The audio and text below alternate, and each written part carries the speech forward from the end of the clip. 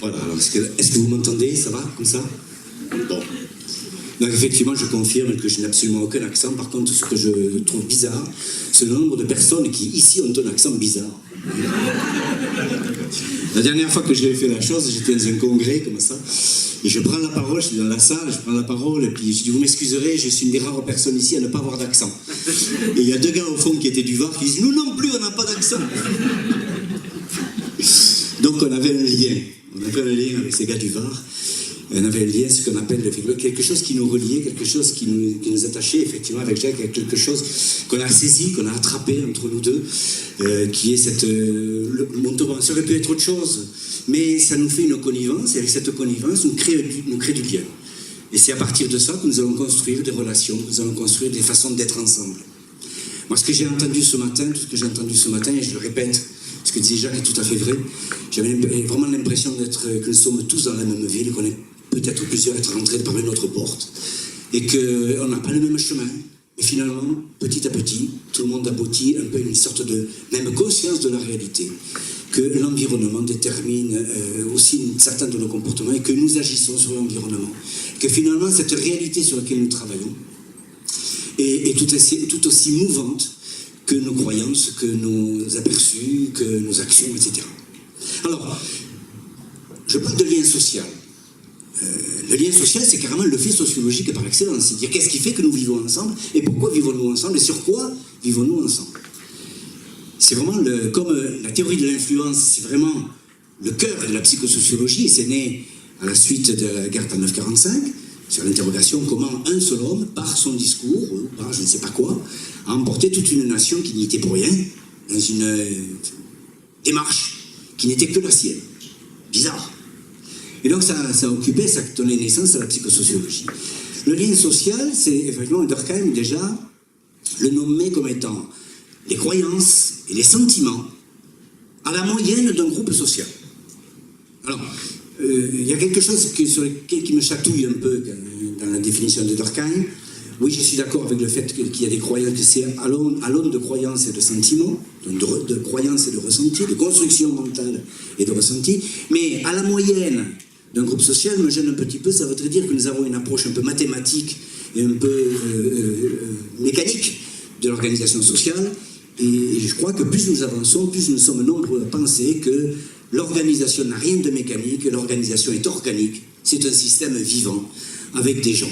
Alors, à ce propos, je me rappelle l'introduction d'un livre de Rupert Sheldrake, pardon, excusez-moi l'accent, même en anglais j'ai un accent.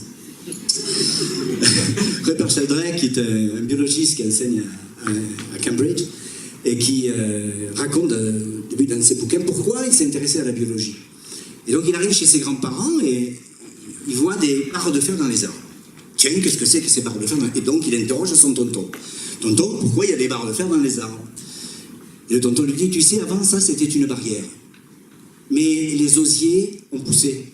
Ils ont emporté la barrière. Aujourd'hui, il y a des barres de fer dans les arbres.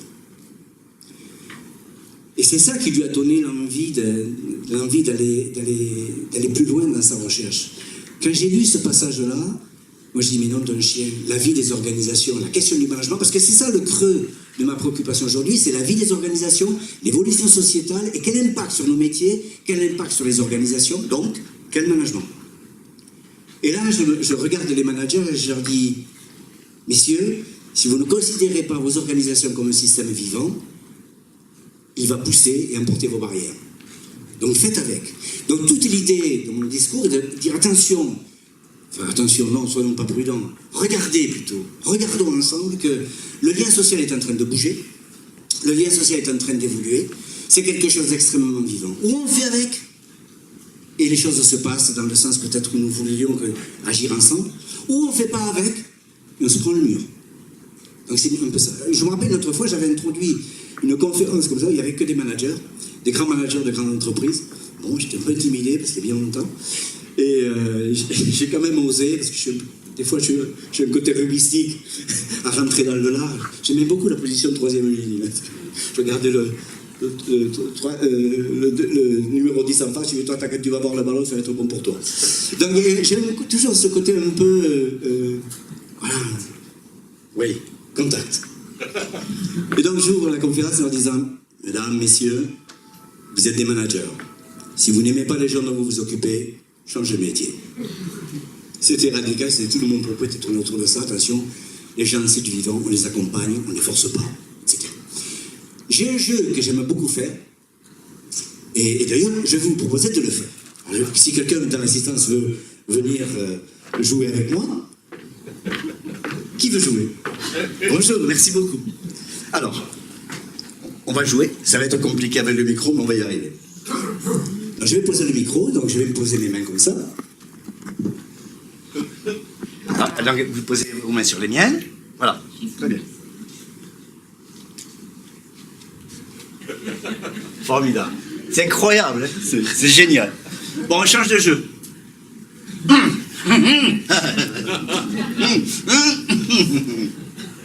Il n'y a pas photo, hein. Merci beaucoup, c'était compliqué. Donc il n'y a pas photo. Si j'accompagne, si j'accueille la personne, elle vient avec moi. Elle me suit. Elle est capable de collaborer. Mais si je force la personne, si je passe par-dessus ses croyances, par-dessus son lien social, par-dessus ses valeurs, c'est l'affrontement.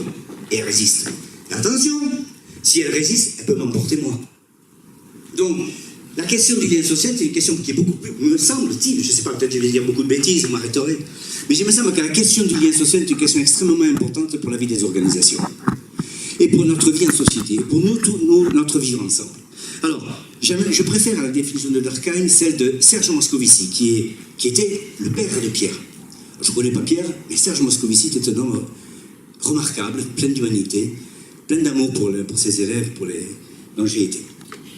Et il dit plutôt que le lien social, c'est la posture qui repose sur les représentations sociales d'un groupe. Donc nous avons des représentations sociales, donc des représentations qui sont peut-être communes, partagées ou pas. Mais on sait que nous les avons là. Et ces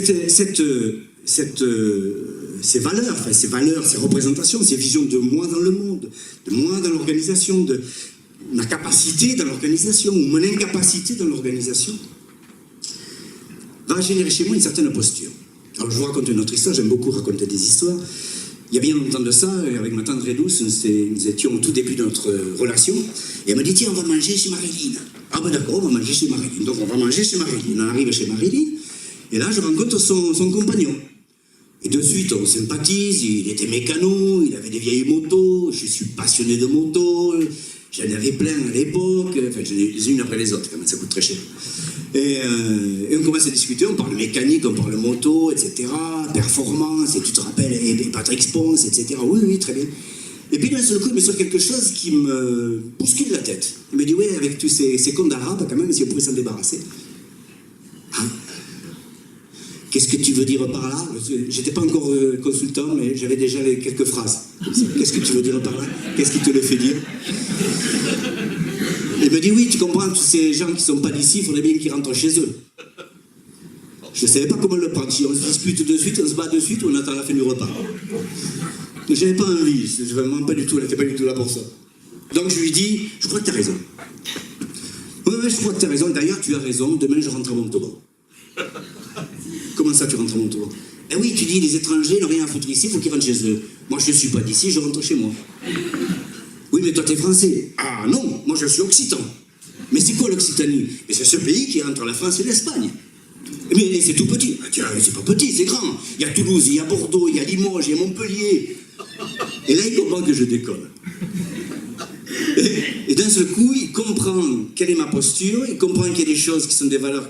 Il ne faudrait pas trop y toucher, hein, mais on peut savoir d'où l'on parle, on peut savoir d'où l'autre part. Et donc après, on a continué à se voir, on a toujours resté très très potes. Et chaque fois qu'il disait une expression raciste, il se retournait vers moi et il disait « Oh pardon Jean-Marc ».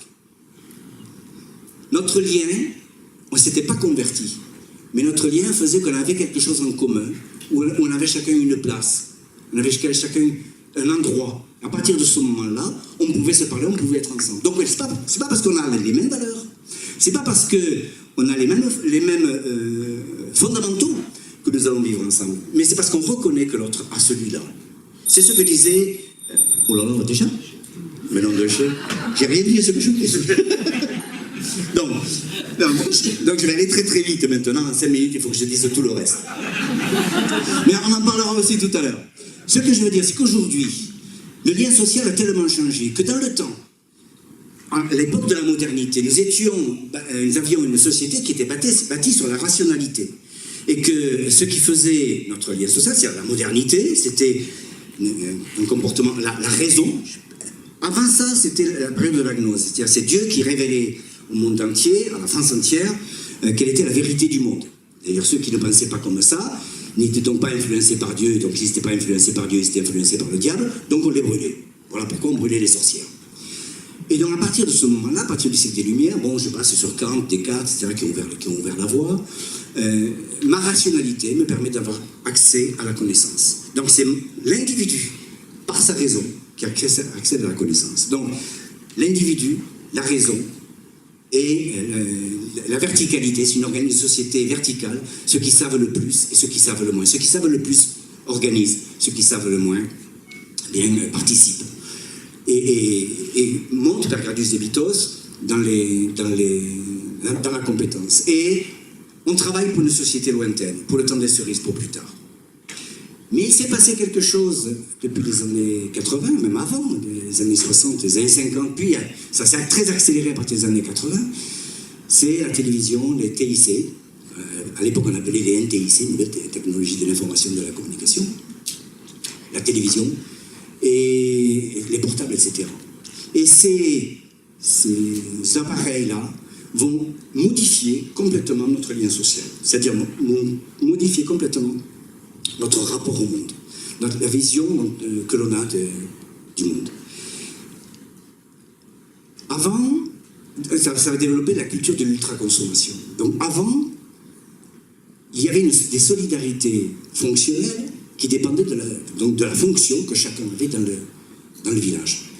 Et le forgeron avait besoin du boulanger, sinon il ne mangeait pas. Et le boulanger avait besoin du meunier pour avoir la farine. Et le meunier avait besoin du paysan qui produisait le blé. Et le paysan avait besoin du forgeron qui fabriquait le socle. Lequel forgeron avait aussi besoin du charbonnier pour pouvoir alimenter sa forge, etc. Donc il y avait une interdépendance fonctionnelle. Et l'identité, le lien social se fabriquait sur la fonction, la qualité de la fonction. Il me souvient de cette histoire que me racontait mon père. Le forgeron lui avait fait un coupe-chou, un rasoir coupe-chou. Et c'est le petit village que vous connaissez tous, qui était très célèbre, dans lequel mon père était subdivisionnaire des ponts et chaussées, le petit village de Moncuq. Il est parfait. Et le forgeron lui dit, mais le coupe-chou, il va bien? Ah, il gratte. Il gratte, ramène le mot. Il ramène le coupe-chou, et le forgeron le casse, il dit, passe ce soir, t'en as un autre. Fierté de l'activité. Donc, la qualité de chacun, et c'est ça la fameuse verticalité, la qualité et la compétence de chacun est au service du collectif. Et donc, c'est la somme des fonctions, la somme des compétences dans les fonctions qui font le système social et qui font le lien social. À partir de l'ultra-consommation, c'est où je fabrique le t-shirt pour tout le monde, où je fabrique les pantalons pour tout le monde, où je fabrique la paire de lunettes pour tout le monde, etc. L'assiette pour tout le monde, le cassoulet pour tout le monde. Ça. Non, écoute pas.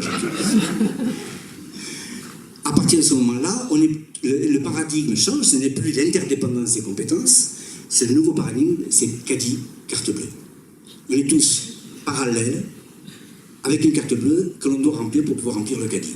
Et donc on est en parallèle face à la jouissance. D'autant plus qu'on est dans un système qui nous promet le bonheur, en disant, il suffira de se baisser pour ramasser le bonheur, la jouissance va passer près de vous. C'est ça l'illusion du capitalisme. Et c'est Lacan qui disait ça aussi. Bon, il n'a pas dit que des bêtises.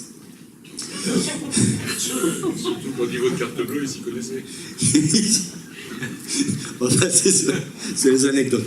Et donc, aujourd'hui, cette quête de jouissance nous met en équivalence, et en équivalence émotionnelle. Qui plus, on s'est rendu compte que la société, le progrès n'allait pas nous amener vers un monde meilleur. On a tous lu Aldous Huxley, on a lu Le meilleur des mondes. Donc il y a une mutation aujourd'hui, une première mutation du lien social dans l'ultra-consommation. Et la publicité à la télévision, par ces petites paraboles, va reconstruire une nouvelle culture. Et la culture, c'est la culture du bonheur. C'est une culture qui nous dit, si vous n'êtes pas heureux, vous êtes des cons. Et alors, on est là, voilà. Et je vais terminer par ça, on est là, on est au restaurant, et on s'ennuie. Tous les deux, on est au restaurant, on s'ennuie. Quelqu'un fout là, c'est pas bon, etc. Et si on envoyait un selfie aux copains, allez, je fais un super selfie où on rigole tous les deux. On a une obligation de paraître heureux. On a une sorte d'obligation d'être dans le bonheur. Et pourtant, nous sommes dans une frustration énorme parce que le nouveau lien social se bâtit aujourd'hui sur la frustration, l'idée qu'on pourrait atteindre la jouissance. Mais on ne peut pas l'atteindre. Elle nous est promise, mais chaque fois que nous l'atteignons, c'est pour passer à une autre. Voilà, j'arrête là pour dire qu'il y a encore d'autres mutations derrière que l'on est en train de vivre et que si je ne passe pas par la représentation des acteurs, la valeur des acteurs, les représentations sociales, la valeur des acteurs dans l'organisation, c'est pas la peine que je commande quoi que ce soit. Si je ne passe pas par eux, ils ne comprendront rien. Si j'impose une vision particulière, une vision singulière, elle ne prendra pas. Si elle est ancrée, si elle ne s'ancre pas dans la représentation, les préoccupations, ça ne marche pas. Nous sommes dans un système aujourd'hui où l'intérêt personnel, l'enjeu personnel vient se marier dans un projet commun. Le projet, il n'y a pas d'intérêt collectif, il y a un projet commun dans lequel, qui fait réceptacle des intérêts personnels. À partir du moment où ce projet-là accueille et fait le réceptacle de ces enjeux personnels, nous pouvons travailler ensemble. J'ai d'autres blagues, mais les raconterai plus tard. Merci Jean-Marc.